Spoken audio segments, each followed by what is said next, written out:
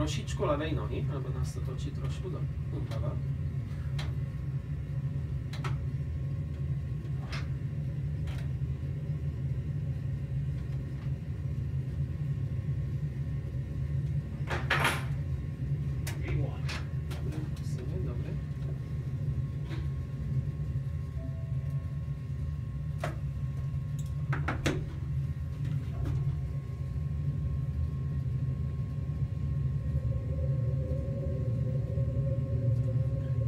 Viete čo, môžeme aj trošičku nižšie na takých 1100 ísť, že aby sme boli pod tými brákmi, aby sme nevideli.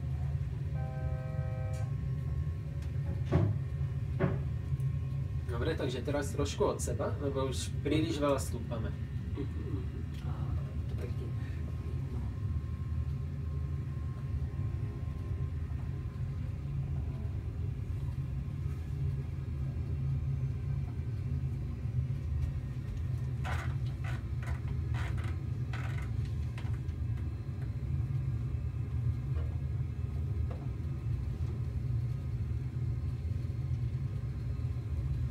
A môžeme teraz pomaličky doľava ísť.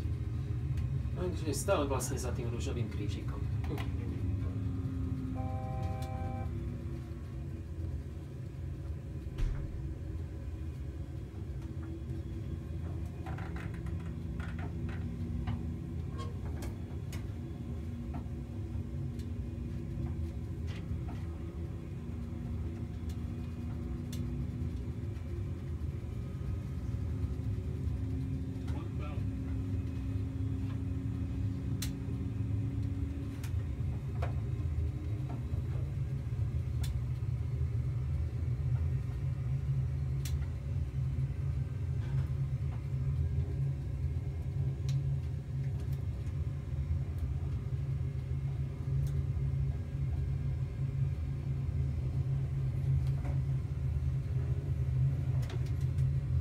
O chvíľu, keď budeme vidieť rieku Hudson, tak zatočíme nad ňou doľava.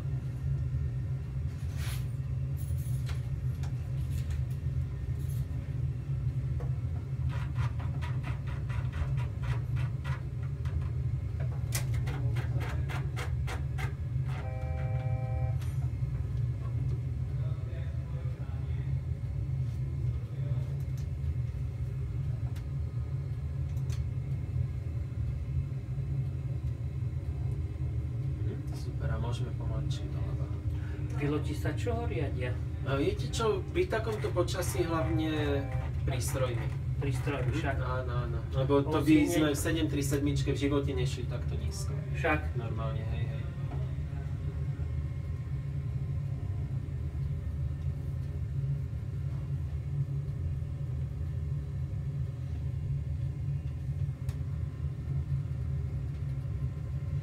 To je ten most, nie? Ten brooklynský? George Washington alebo Brooklyn? Neviem teraz, ale tuším, že George Washington Bridge.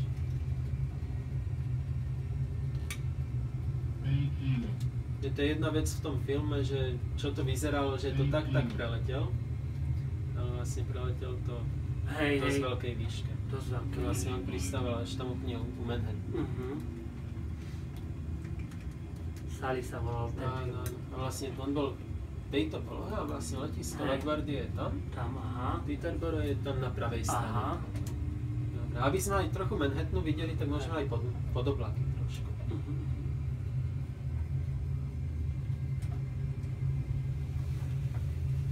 Čo musí, že keď mu dám dole riadne, že koľko ide. Bo potom ho človek zase musí vyrovnávať. Áno, áno, presne tak. To je, že sme nízko, však to pull-up. Pull-up, to znamená, že aby sme pritiahli, že ideme do zeme. Hej. Keby sme išli skoro jeden mach v 20 000, tak stále nám to hovorí pull-up.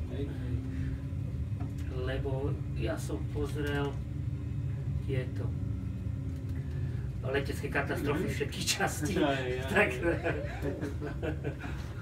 Máme napríklad Central Park. To vyrovnal. 800 výška. To je ešte pár stepní, ako vidíte.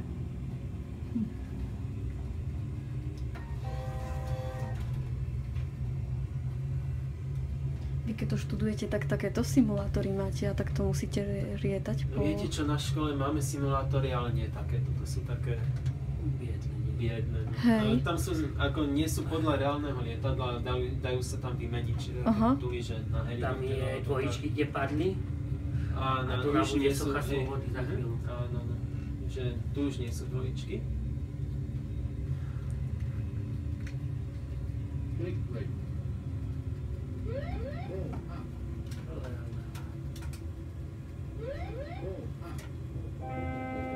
Pádová rýchlosť, aj kým není strm hlavy. Let.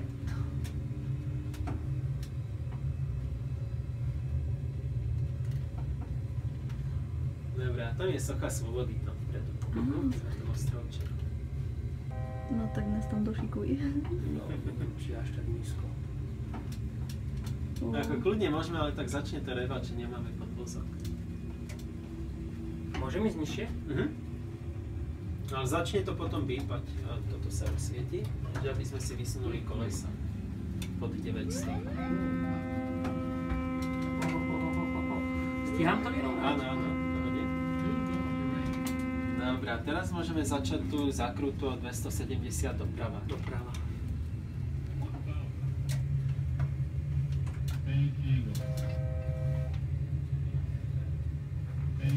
Stávajú zabrať teraz motory.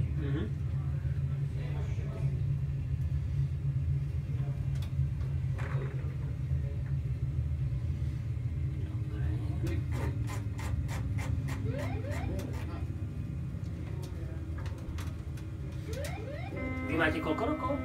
22, ale trošku od sebe. Nenapravilo nás, hej? No, nie, už sme spadli. Aha. Že my nemáme kolízny model. Hej. Hej, 22, týždeň 23. Hej. Ja už by som bol starý na pilota, nie? Ale 34. To už učiť sa dačo takéto. Viete čo, ako tak súkromného určite aj normálneho. Hej. Nie je problém, no. To je v hociakom veku sa dá? Tak maximálne do veku tých 65. Ale blomby človek nesmie mať čak? Či Môže. Môže, hej? Ale viete žiaden čo, zdravotný stav, nie? Môžu byť, ale hlavne nesmie byť laserová operácia určite. Dobre, viete čo, aby som teraz zapol autopilota na chvíľu, aby nás to zrovnalo.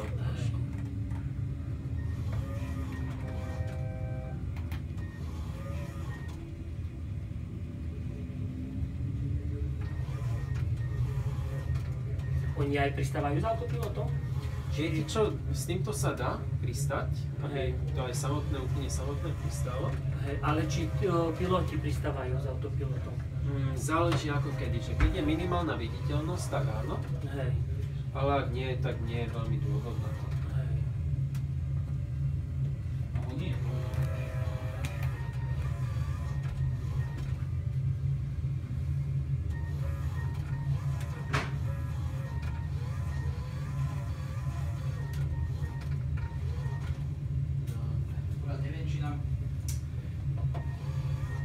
Vidíte, tu nám teraz sú také indikácie ILS, Instrument Landing System sa to volá. A to nám ukazuje vlastne, ako je lietadlo aj naklonené, aká je jeho pozícia voči stredu dráhy.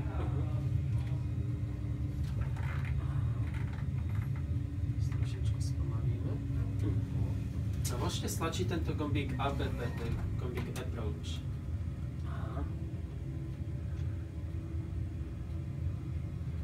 Môžeme si dať klapky na 5.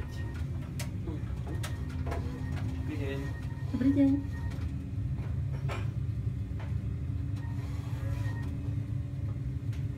Dobre, a teraz keď už sme zrovnaní s dráhou, tak si môžeme dať tento smer na tých 134.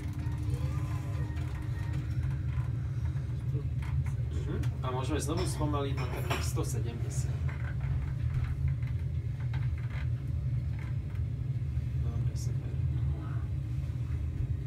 Môžeme si dať podvozok dole. A klapky na takých 15.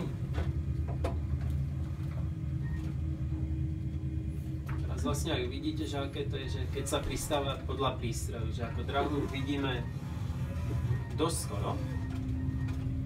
v oblakoch sme. V oblakoch sme. Do 3000 sú oblaky. Áno, áno. Tak, presne.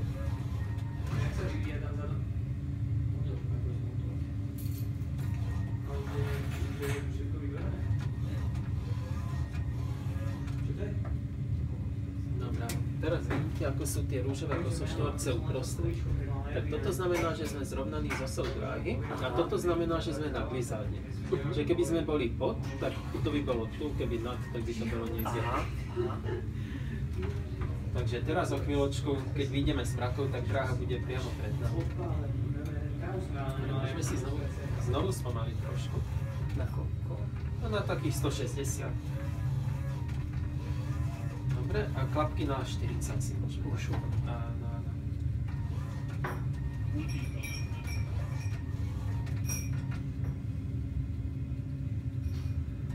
Potom, keď uvidíme dráhu, tak môžeme odpojiť autopilot a Pristaň. pristať.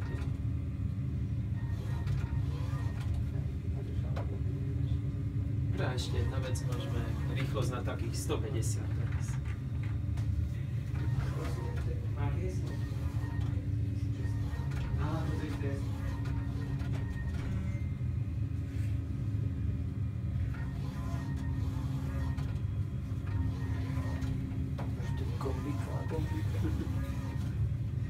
To oni používajú, keď sa dá čo deje, nie? Čo tak napríklad toto sú požiarne jednotky, že hasiace prístroje, že to si môžeme aj vyskúšať. A vlastne keď, tak všetko toto sa normálne používa, toto sú rádia, odpočúvanie, odpovedač, tiež vyváženie, osvetlenie. Ako tak je to všetko ako celkom logicky rozdelené a vlastne tie najdôležitejšie veci to majú piloti pred sebou. Dobre, takže teraz je pred nami už dráha, vidíte? Také tie dve biele svetla. Aj tu sa vypínaš. Áno, áno.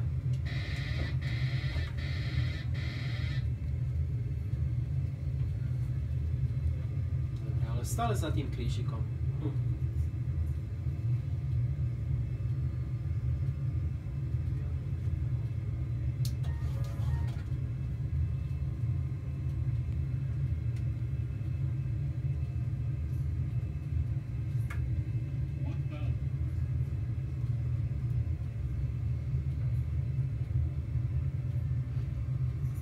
Tie lietadlá tak pomaly, že ako keby stáli. Áno, hlavne tie veľké. Tak. No.